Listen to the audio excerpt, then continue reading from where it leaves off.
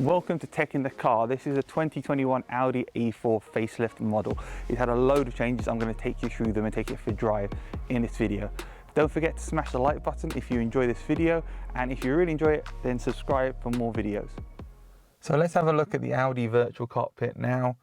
I can scroll through the settings. This is in the dynamic mode, so I can get my satellite view, I can get my phone view, I can get my media view and my driver assistance, and then computer efficiency settings, consumption and date and time up here. So that's nice and cool. And then I can go back to this wider screen look here with my satellite view.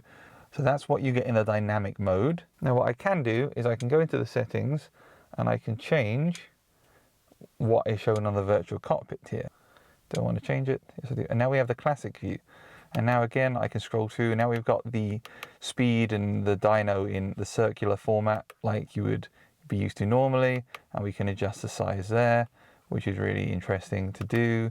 And again, I can change the map information by pressing the button on the side there.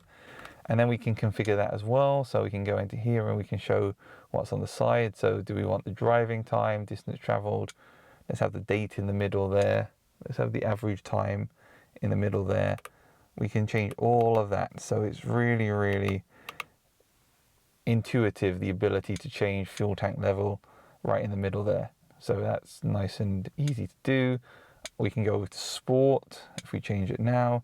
And now we have our sport dials. And with sport dials, I'm able to, again, do exactly the same thing. It works exactly the same way.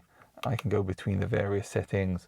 I can configure them, again, average speed, consumption. And then lastly, back to dynamic, as it was when we started this. And I can configure all those things again. I like the dynamic view myself the most. I think it looks the coolest. That is a virtual cockpit. Very easy to use, very customizable. It's probably still the best virtual display for the driver controls that anybody has, better than any other car manufacturer. Let's look at Android Auto now.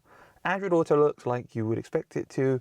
We've got our maps view here. I can move it around. I can change the positioning.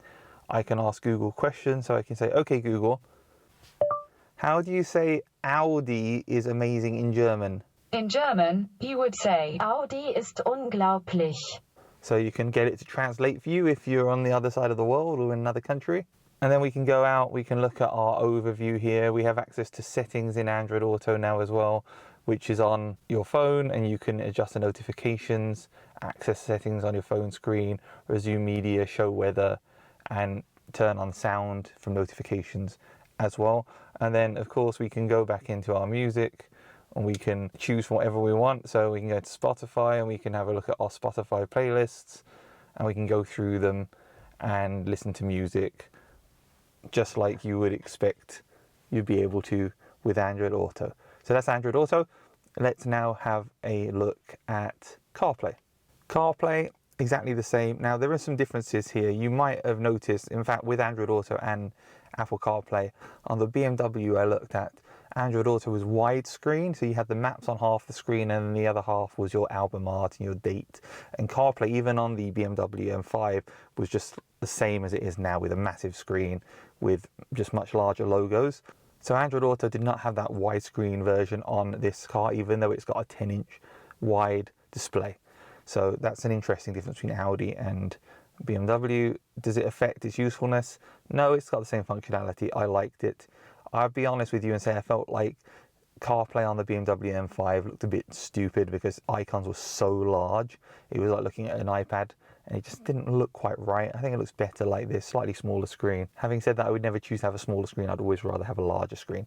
So this is what it looks like. You've got, again, access to everything that you would expect. You've got your maps on here and you can move it around and you can zoom it and it will come in a second and give us 3D as well.